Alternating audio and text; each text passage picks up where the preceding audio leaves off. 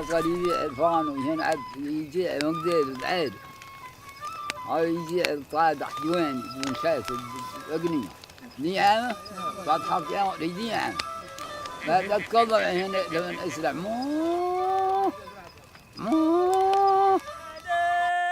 وقيد حجم هذا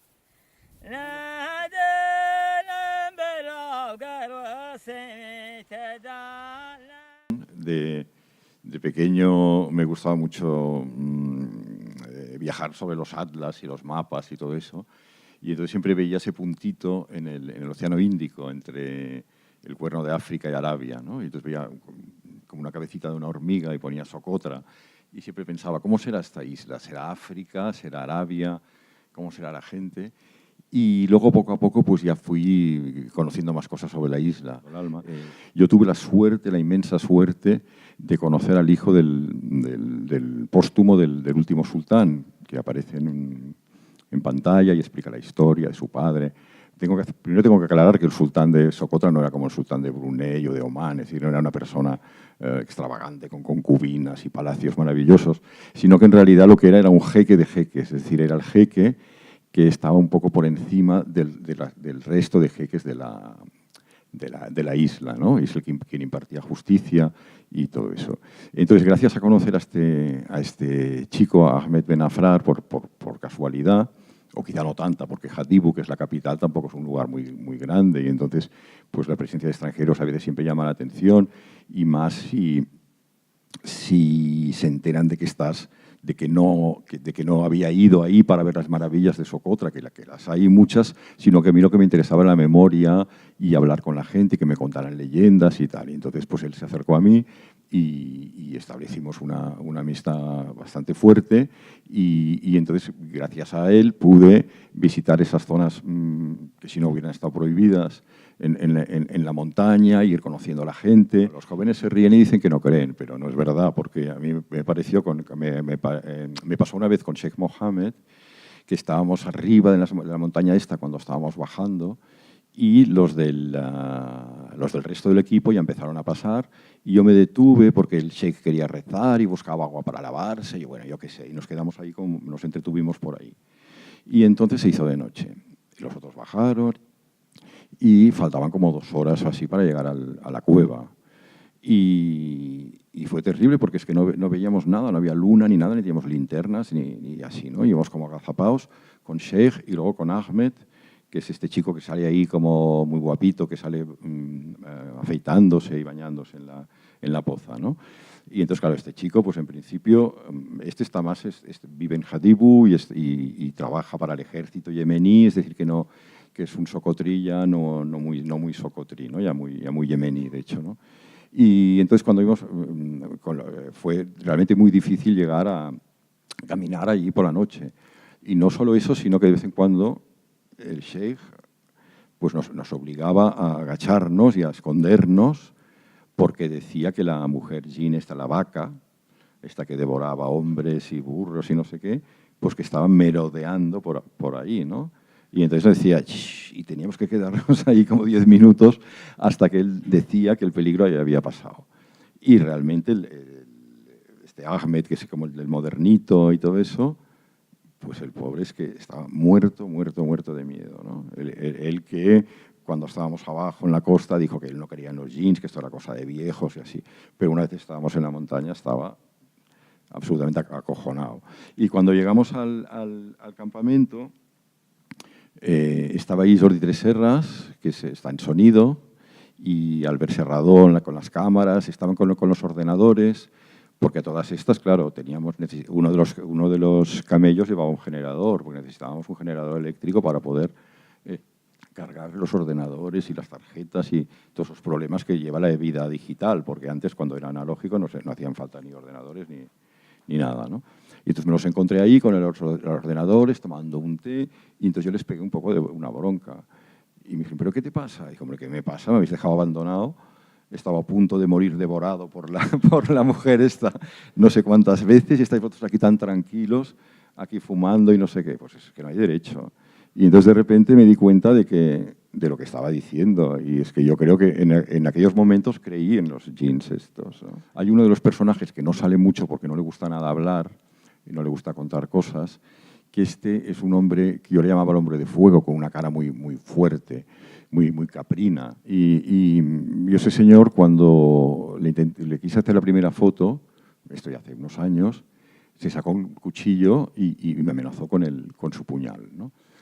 Y entonces, bueno, al día siguiente, por la mañana, estaba él ordeñando su cabra y entonces, claro, era una imagen maravillosa porque estaba todo en brumas, como siempre está Socotra, se veían un poco las montañas y entonces yo pensé, tengo que hacer una foto aunque me amenace de nuevo, porque es que no tenía más remedio que hacer una foto, que por cierto salió desenfocada, no la podía aprovechar porque en aquel momento cogió una de las ubres de la cabra y me disparó un chorretón de leche, ¿no? Claro, entonces en el último viaje ese señor se me acercó y me regaló lo máximo para ellos, que es esta mantequilla líquida, el ghee, como el ghee de los indios, que lo hacen pues batiendo la leche de las cabras en esos odres, que se ve una niña que lo hace.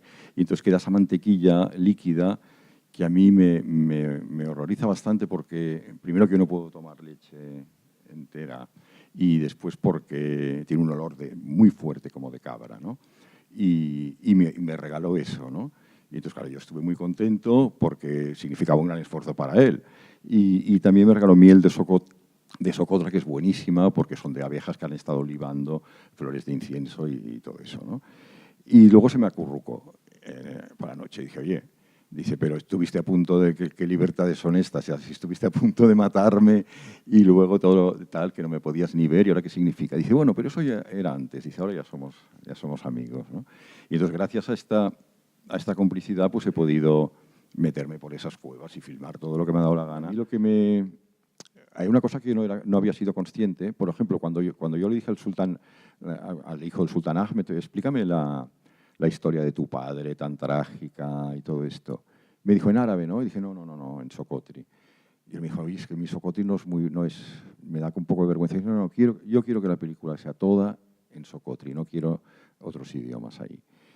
Y yo eso no sé, fue como una especie de intuición, porque luego, a través de Facebook, conocí a un antropólogo ruso que había estado ahí en la época de influencia soviética y que había trabajado mucho sobre Socotra. Era sobre todo los folk tales, los folk tellers, ¿no? Los contadores de cuentos, que es una tradición que en la antropología soviética está muy fuerte, se han hecho muchos estudios y tal.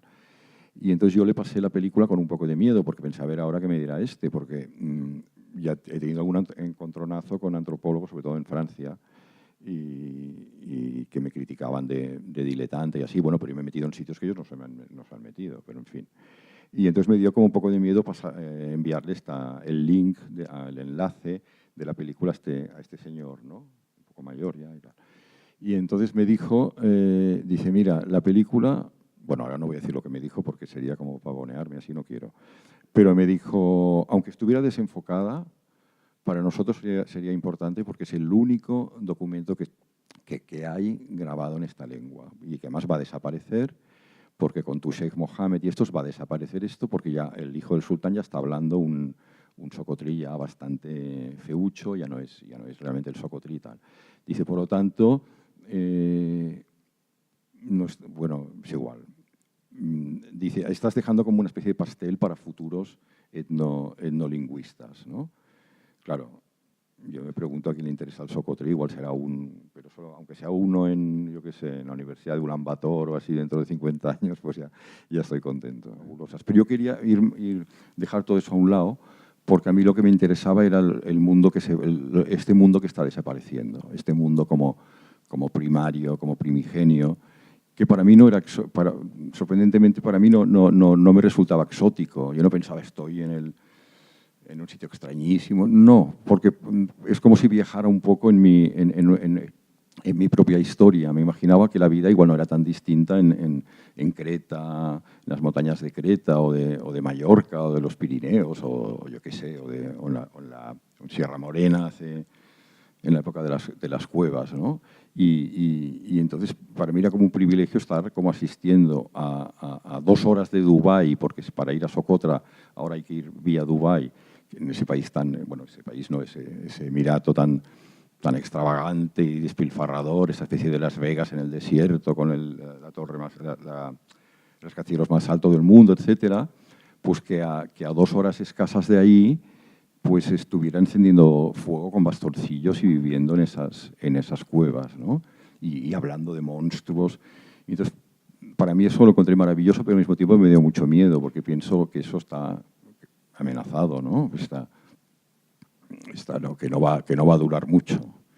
Y bueno, pues esa fue mi elección del blanco y negro. Quería oír un poco de lo superfluo, de lo colorido y lo folclórico quizá, y ir un poco directamente al tuétano, como Sheikh Mohammed cuando está rompiendo los huesos con la piedra y comiéndose el tuétano, ¿no? Yo lo que quise al hacer esta película es intentar recobrar o reproducir ya los sentimientos que tuve al hacer el libro.